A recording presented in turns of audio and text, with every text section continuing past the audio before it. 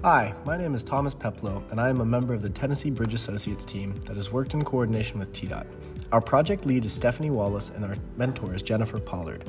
We were tasked with designing a replacement bridge on State Route 347 in Hawkins County.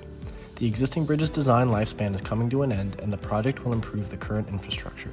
In summary, TBA designed a new widened roadway and bridge, reworked site drainage, and developed a construction sequence for the project. Replacement of this bridge with an improved structure will create a reliable and safe means of transportation for the community who uses it. Our team will now discuss the technical engineering services performed to design this bridge. I was in charge of geometric design. I created the horizontal alignment, vertical profile, and super elevations for the road. I was in control of the pavement design. Design factors included traffic volume, truck percentage, and soil grouping. I used AASHTO and TDOT criteria and Pave Express software to verify the structural integrity of the chosen pavement design. I was tasked with completing structural analysis and design of the bridge. These tasks were both done in accordance with AASHTO and TDOT standards. It was determined that the 33-inch pre-stressed concrete box beams and a bridge deck with number 5 rebar at 6-inch spacing resulted in a structurally sufficient bridge.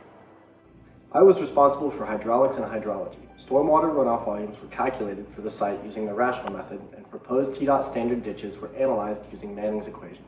Erosion prevention and sediment control measures, such as silt fences, sediment tubes, and rock check dams, were designed to prevent construction waste and runoff from escaping the site.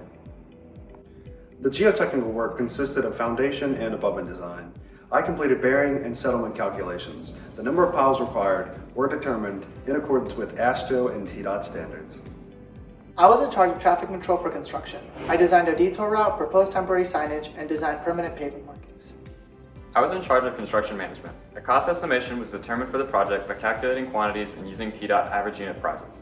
A schedule for the construction of the project was also determined by using engineering analysis and the critical path method. The culmination of these individual design efforts will benefit the motoring public of Hawkins County, as the new widened road and bridge will fit modern standards and be much safer. One challenging aspect of this project was the lack of geotechnical information due to the site being archaeologically significant and protected by the state. This challenge was overcome by working with mentors and looking at similar bridge projects to create a safe foundation design. As a part of CE 400, all engineers on the team gained valuable experience. Throughout this project, working with a large group allowed me to become a better communicator and work on my time management. I've learned how to effectively communicate with clients, mentors, and team members. CE 400 taught me how to solve technical problems and communicate them professionally. We would like to thank all faculty, mentors, and clients who helped our student engineers develop this project. Thank you, and go Vols.